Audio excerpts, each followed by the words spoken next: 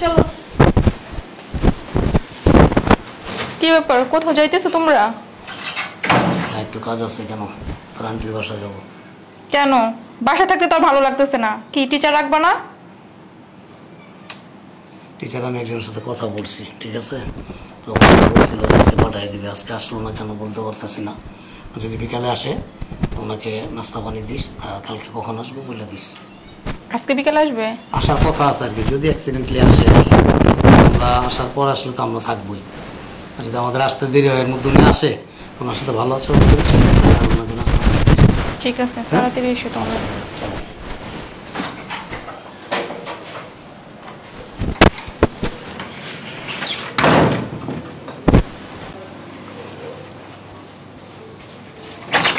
আসসালামু আলাইকুম। ওয়ালাইকুম আসসালাম। এটা কি আমজাদ সাহেবের বাড়ি? জি, কেন? কি দরকার আব্বুরে? আমজাদ সাহেব আপনার আব্বু হয়? জি। ওই যে একজন টিচারের কথা বলছিলে তো? ও হ্যাঁ, আচ্ছা আচ্ছা, ভিতরে আসেন। আচ্ছা ঠিক আছে।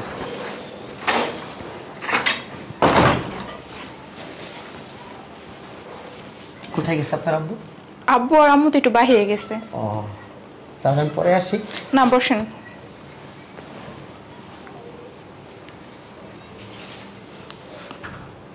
লোকটা তো সেই স্মার্ট। আব্বু আমার চয়েস আছে, ভালোই হবে আমার পড়াইলে। আমি আপনার জন্য নাস্তার ব্যবস্থা করছি। না, দরকার নেই, নাস্তা লাগবে না। আসলে আজকে পড়বেন না কালকে থেকে পড়বেন? আপনি বললেন। আজকে আমার একটু কাজ আছে, কালকে থেকে পড়েন। আচ্ছা ঠিক আছে। আচ্ছা, কালকে কখন আসবো? তোমার যে সময়টা ভালো লাগবে ওই সময়টা বলবো। আচ্ছা, কিছু মনে করবো না, তুমি করে বলে ফেললাম। আচ্ছা সমস্যা না, আমি তো আপনার ছোটই হব। আচ্ছা বলো, তুমি যে সময় বলবে ওই সময় আমি আসবো। আচ্ছা ঠিক আছে। আব্বু আর আম্মু যখন বাসায় না থাকে সেই টাইমটাই দিতে হবে। 11টা। স্যার, হ্যাঁ, কালকে থেকে সকাল 11টা বাজে চলে আসেন। সকাল 11টা? সমস্যা হবে আপনার?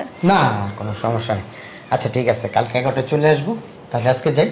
আচ্ছা ঠিক আছে। কিছুই তো খাইলেন না? এক কাপ কফি? কয়টা বেজে গেছে এখনো স্যার আসতেছে না।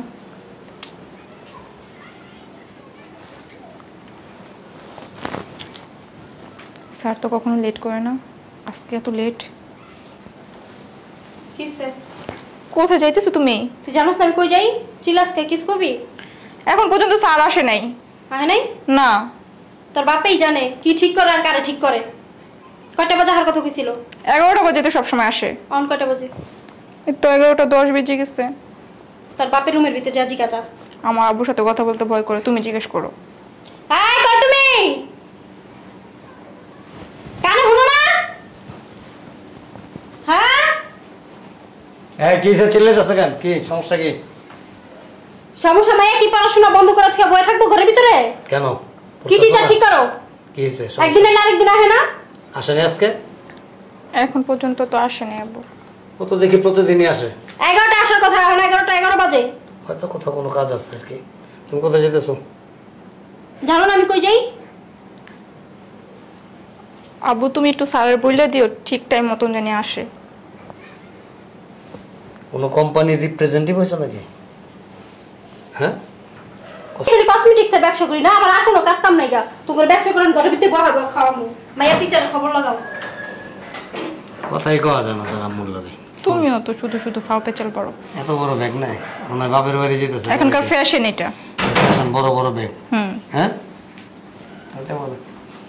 আচ্ছা দেখ, স্যার আসবে, আমি একটু বাইরে গেলাম। তুমি আমার কাজ আছে না বোকা।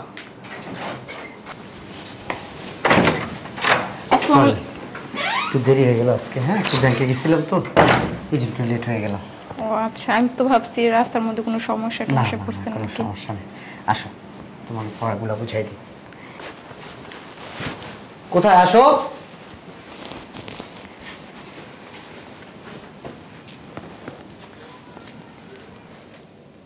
স্যার, আমি না এই যে এই সাবজেক্ট একটু বুঝতেছি না, আমাকে একটু বুঝাই দেবেন? কোনটা? এই যে এটা। এটা দাও, এই যে দাও, এই যে টিক চিহ্ন যেগুলো দেওয়া আছে এগুলা। এই যে এই জায়গাটা।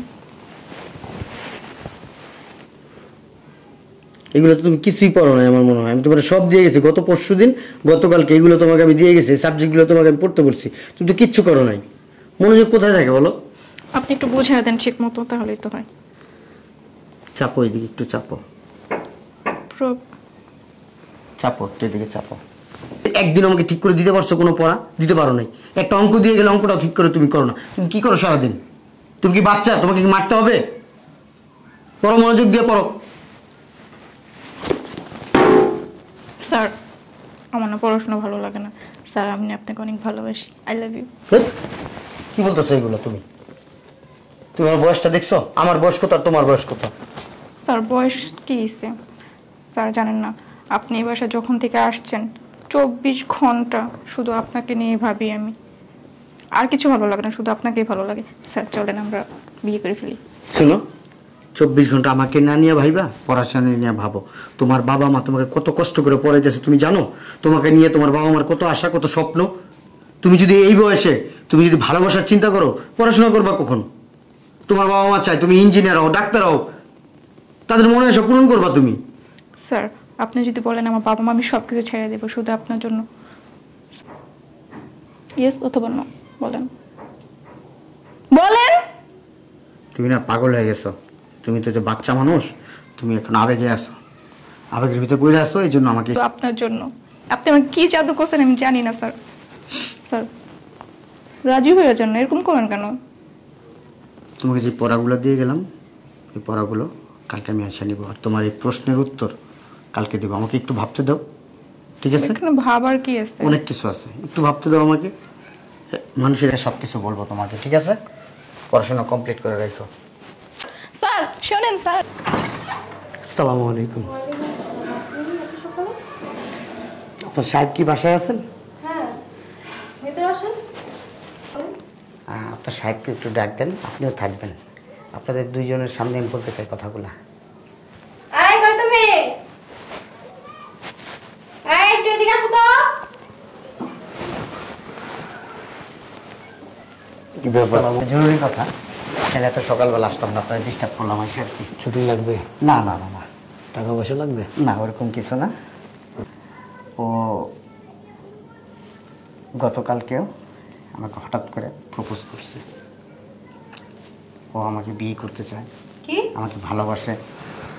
ও আমার জন্য পরিবারের সবাইকে ছেড়ে দিবে। ওকে আমি বুঝাইলাম, দেখো আমি তো তোমার টিচার, তোমার বাবাকে যতটুকু সম্মান করবা ঠিক ততটুকু আমাকে সম্মান করবা। আর তুমি যে তোমার যে বয়স, এই বয়সে তুমি এই ধরনের চিন্তা ভাবনাগুলো করতেছো, এই চিন্তা ভাবনার সময় তোমার আসে নাই এখনো। তোমার বাবা তোমার মা তোমাকে কষ্ট করে পড়াশোনা করাইতেছে একটা আশা নিয়ে। তাদের যে আশাটা আছে সেই আশাটা তুমি পূরণ করবে। ও আসলে আমার কোনো কথাই শুনতে চাচ্ছে না, এই জন্য আমি ডিসিশন নিয়েছি আপনার মেয়েকে আমি আর পড়াবো না।